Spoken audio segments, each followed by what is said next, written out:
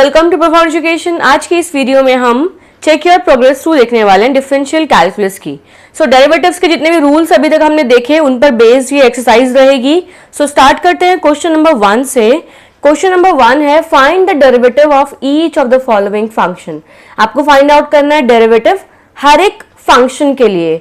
सबसे पहला जो इसमें आपको याद रखना है वो कि आपको रूल्स ध्यान में रखने, रूल्स मतलब फॉर्मूलाज जो हमने देखे थे डेरिवेटिव्स के, एंड सेकंड जितने भी ये प्रोडक्ट रूल्स थे एंड क्वेश्चन के रूल्स थे वो भी आपको ध्यान में रखने। तो एक तो कि फंक्शन के लिए कैसे डेरिवेटिव का आपको फॉर्मूला याद रखना है वो चीज ध्यान में रखनी है, एंड आपका सेकंड रहेगा रूल्स कि वो फंक्शन किस तरीके से आपको गिवन है तो उस अकॉर्डिंगली ही हम उसमें रूल यूज करेंगे। वो क्वेश्चन रूल हो सकता है, वो कोई भी रूल हो सकता है। अब स्टार्ट करते हैं क्वेश्चन नंबर 1 से। क्वेश्चन नंबर 1 है y is equals to X की पावर 5 माइनस 3x की पावर 4 प्लस 2x माइनस 1। अब आप देखेंगे तो ये एक पूरा एल्जेब्रिक एक्सप्रेशन है। इसका मतलब ये एक एल्जेब्रिक फंक्शन है। तो एक एल्जेब्रिक फंक्शन को हमारे पास यहाँ पर सॉल्यूशन एक ही है। अगर आप देखेंगे फंक्शन को ध्यान से देखना है, x की पावर 5 है, ये एक फंक्शन है, x की पावर 4 है, x की पावर 1 है और यहाँ पर x है ही नहीं तो ये कांस्टेंट हो गया। तो ये एक एल्जेब्रिक एक्सप्रेशन है जिसके लिए डेरिवेटिव आपको फाइंड आउट करना है। तो कौन सा वाला रूल इसमें हम यूज कर सकते हैं, कौन सा वाला फॉर्मूला है वो x की पावर n वाला, क्योंकि जितने भी फंक्शंस हैं वो x की पावर में है तो वही वाला फॉर्मूला सिर्फ यूज करना होगा इस पहले वाले क्वेश्चन में। स्टार्ट करते हैं। y is equals to X की power 5 minus 3x4 plus 2x minus 1। Differentiate both sides with respect to x। Right hand side में जो फंक्शन है वो वेरिएबल कौन सा है, x है, तो उसके रिस्पेक्ट में ही हमें डिफरेंशिएट करना होगा। तो पहला step dy by D X is equals to, अब अभी मैं इसको डिफरेंशिएट करके डायरेक्ट नहीं लिख रही हूं, मैं पहले इसको डिफरेंशिएशन में लिखूंगी कि ये पार्ट डिफरेंशिएट होने वाला है। तो यहाँ पर x की पावर 5 डिफरेंशिएट होगा, 3 हमारा बाहर आ जाएगा क्योंकि फंक्शन डिफरेंशिएट होता है, एंड 2 भी बाहर आएगा और x डिफरेंशिएट होगा, और यहाँ पर तो कांस्टेंट पार्ट 1 ही है तो हम 1 को डिफरेंशिएट करके डायरेक्ट 0 लिख लेंगे। सो फॉर्मूला क्या है, n x की power n minus 1। So we have 5 x की power 5 minus 1। So as it is 4 x की पावर 4 माइनस 1, 3 इंटू 4 होगा, एंड यहाँ पर x के लिए मैंने बताया था डिफरेंशिएट करके आपको 1 मिलता है क्योंकि पावर 1 होती है तो 1 माइनस 1 होगा तो 0 मिलता है, x की पावर 0, x की पावर 0 होता है 1, तो ये हमें मिलेगा डिफरेंशिएट करके 1 एंड इसके लिए 0। अब सॉल्व कर लेंगे इन्हें साथ में। सो v पावर 3 5x की पावर 4 माइनस 12x की पावर क्यूब प्लस 2, ये डिफरेंशिएट करके हमें मिला। तो ये हमारा इसका आंसर है। ऐसे ही सेकेंड पार्ट जो है अगर आप देखेंगे, सेकेंड पार्ट में y equals to 2x minus 1 by pi square, ये x नहीं है ये पाई है, तो ये एक तरह का कांस्टेंट होता है पाई जिसको हम डिनोट करते हैं पाई से। ये सिंबल बनाकर हम पाई डिनोट करते हैं। तो अब पाई की वैल्यू क्या होती है, 3 पॉइंट समथिंग हमारी इसमें वैल्यू होती है, लेकिन अगर आप इसको एक फ्रैक्शन में देखें 22 बाय 7, 3.14 या फिर 22 बाय 7, तो ये कांस्टेंट है एक तरह का, तो जो कि सिर्फ एक सिंबल है, ये कोई फंक्शन नहीं है। तो इस केस में हमारे पास जो इसका डिफरेंशिएशन होगा क्या होगा, कोई भी कांस्टेंट, मतलब जैसे कि यहाँ पर था ये 3x की पावर 4 था, तो क्या हमने 3 को डिफरेंशिएट किया था, नहीं किया था। तो यहाँ पर पाई स्क्वायर, मतलब पाई होने का मतलब है कि इसकी वैल्यू 3.14 है या 22 बाय 7 है, दोनों में से कोई भी वैल्यू आप यूज कर सकते हैं, क्योंकि 22 बाय 7 को अगर आप सॉल्व करके लिखेंगे तो आपको 3.14 ही मिलेगा। तो वैल्यू हमारी क्या हुई, 3.14 हुई, जो कि एक कांस्टेंट है, मतलब एक स्केलर हुआ। वो स्केलर डिवाइड हो रहा है इस फंक्शन से, पूरा फंक्शन ये है, तो उस स्केलर के लिए हम क्या करते थे, अभी तक उसको बाहर लिख लेते थे, वो डिफरेंशिएट नहीं होता था। तो ऐसे ही ये पाई डिफरेंशिएट नहीं होगा, ये एज अ स्केलर बाहर आ जाएगा, डिफरेंशिएट होने वाला फंक्शन सिर्फ ये है। तो ये चीज आपको यहाँ पर क्वेश्चन में ध्यान रखनी है। तो ये क्वेश्चन में मैंने सेकेंड पार्ट में दिखाया हुआ है कि पाई जो है वो 22 बाय 7 है और ये कांस्टेंट है। तो कांस्टेंट के लिए हम इसके लिए ये एक स्केलर काम कर रहा है, एज अ स्केलर यहाँ पर काम कर रहा है इस फंक्शन के साथ, तो इसको डिफरेंशिएट हम ऐसे करेंगे। तो डिफरेंशिएट कैसे करेंगे, ये फ्रैक्शन में है तो 1/π², ये एज इट इज लिखा जाएगा, एज अ स्केलर ये बिहेव करेगा और जो फंक्शन है सिर्फ फंक्शन वही डिफरेंशिएट होगा। तो ये चीज आई होप आपको क्लियरली समझ में आ गई होगी कि पाई एक स्केलर की तरह बिहेव कर रहा है यहाँ पे, तो इसलिए हम उसको डिफरेंशिएट नहीं करेंगे। तो डिफरेंशिएट वाला फंक्शन क्या है, 2x - 1, x की पावर यहाँ 1 है तो x की पावर n वाला फॉर्मूला हम यहाँ यूज करेंगे, nx की पावर n - 1 डिफरेंशिएट होके हमें ये मिलेगा। तो इस टर्म के लिए 0 हो जाएगा। तो ये हुआ 2 × 1 × x की पावर, यहाँ मैंने इसको ऐसे लिख लिया है, आप चाहे तो ब्रैकेट में डायरेक्ट 1 लिख सकते हैं। तो ये सॉल्व करके मुझे मिलेगा 1 मिलेगा इसकी जगह पर, 1 मल्टीप्लाई होगा 2 के साथ तो 2 ही मिलेगा। एंड ये 1 की जगह पर डिफरेंशिएट हो गया मिला 0, 0 को हम हटा देंगे, 0 का यहाँ पे कोई काम नहीं है, तो ये हो गया 2। तो हमारे पास फाइनल डिफरेंशिएट होके आया 2/π²। तो ऐसे हमने डिफरेंशिएट कर लिया इस तरीके के फंक्शन को। फोर्थ पार्ट देखते हैं इसका।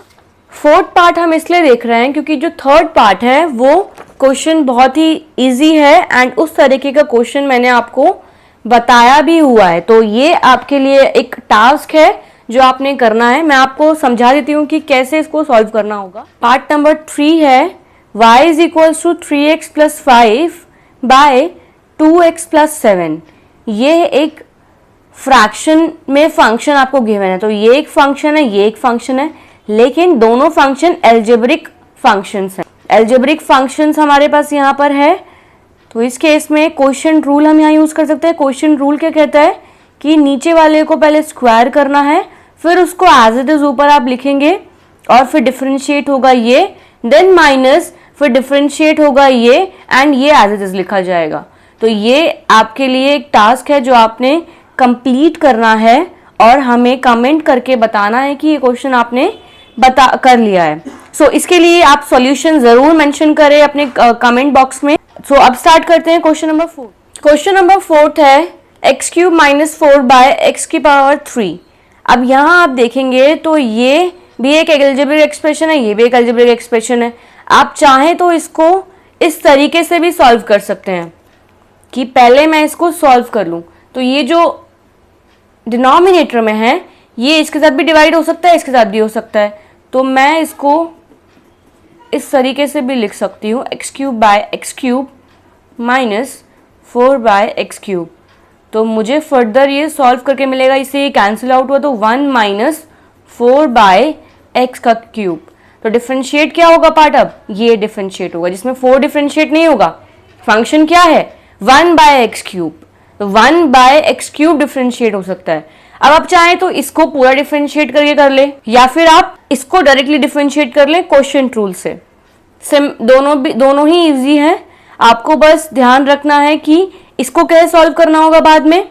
यहाँ पर 1 - 4 एंड ये ऊपर आ जाएगा क्योंकि हम इसमें x की पावर n वाला फॉर्मूला यूज करेंगे तो -3 हो जाएगा, क्योंकि हमारा डिनोमिनेटर फ्रैक्शन में अगर होता है तो उसकी पावर डिनोमिनेटर से होकर न्यूमरेटर में जब आती है तो वो नेगेटिव हो जाती है। ये चीज़ ध्यान में रखना है।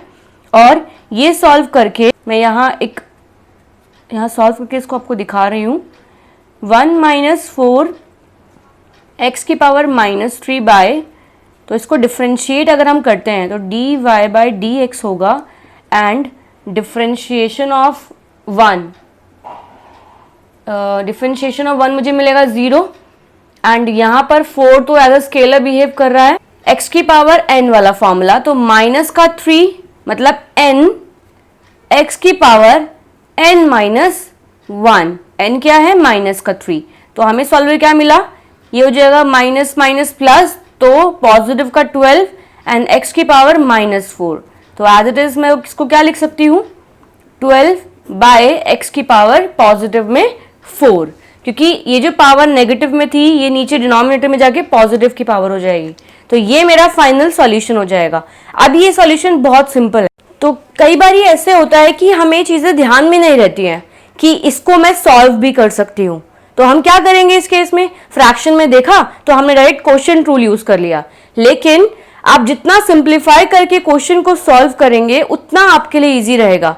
तो अगर आप इसमें इस तरीके से आपको ध्यान में आया कि मैं इसको इस तरीके से भी लिख सकती हूँ एंड इससे ये रिड्यूस हो जाएगा और डायरेक्टली मैं इसको इस तरीके से डिफरेंशिएट कर लूंगी, तो आपने क्वेश्चन रूल लगाने की जरूरत नहीं है, लेकिन आंसर तब भी सेम ही आएगा। तो यहाँ पर मैंने दोनों तरीके से आपको सॉल्व करके बताया है। जब क्वेश्चन रूल डायरेक्टली इसमें यूज किया तो इस तरीके से क्वेश्चन सॉल्व हो रहा है।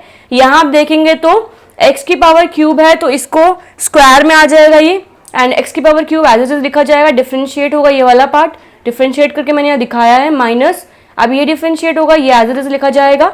डिफरेंशिएट कर लेते हैं x की पावर क्यूब को तो मिलेगा 3x स्क्वायर माइनस 4 के लिए डिफरेंशिएट होकर मिला 0 एंड x क्यूब, ये डिफरेंशिएट होकर 3x स्क्वायर मिला और देन उसके बाद ये एज इट इज लिखा जाएगा। अब यहाँ पर अगर आप देखेंगे तो ये 0 यहाँ से हम हटा सकते हैं क्योंकि ये इससे मल्टीप्लाई होगा, ये इससे मल्टीप्लाई होगा, तो जो टर्म हमें मिलेगी वो ये टर्म होगी सिर्फ। तो इस टर्म को हम यहाँ लिख लेते हैं एंड इसके बाद इसकी इससे मल्टीप्लाई कर रहे हैं, तो ये लेंदी प्रोसेस हो गया थोड़ा सा, माइनस 3x स्क्वायर और x cube minus minus plus 12x square, ये इससे कैंसिल आउट हो सकता है क्योंकि ये पॉजिटिव का है एंड सेम भी है लेकिन साइन दोनों के अपोजिट है, तो ये कैंसिल आउट हुआ। सो वी गेट 12x की स्क्वायर बाय x की पावर 6। अब x की स्क्वायर में से ये हमारा इसमें पावर 1 कट सकता है, तो हमें कितना मिला, x की पावर 4 मिला नीचे।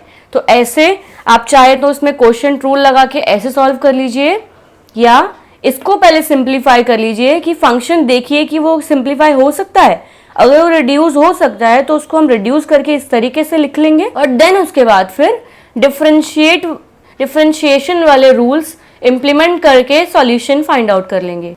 सो हमें ज़रूर बताएं आप क्वेश्चंस को और किस किस तरीके से देखकर सिंप्लीफाई करके करने की कोशिश कर रहे हैं। एंड अगर आपको कोई भी डाउट है तो आप टेलीग्राम में हमारे साथ जुड़कर अपने डाउट्स क्लियर कर सकते हैं। आपको हमारी वीडियोस पसंद आई है तो लाइक करें, हमारी आगे आने वाली वीडियोस में अपडेट रहने के लिए सब्सक्राइब करें और दोस्तों अगर आपके कुछ सजेशंस हैं तो हमें कमेंट करें। Thank you.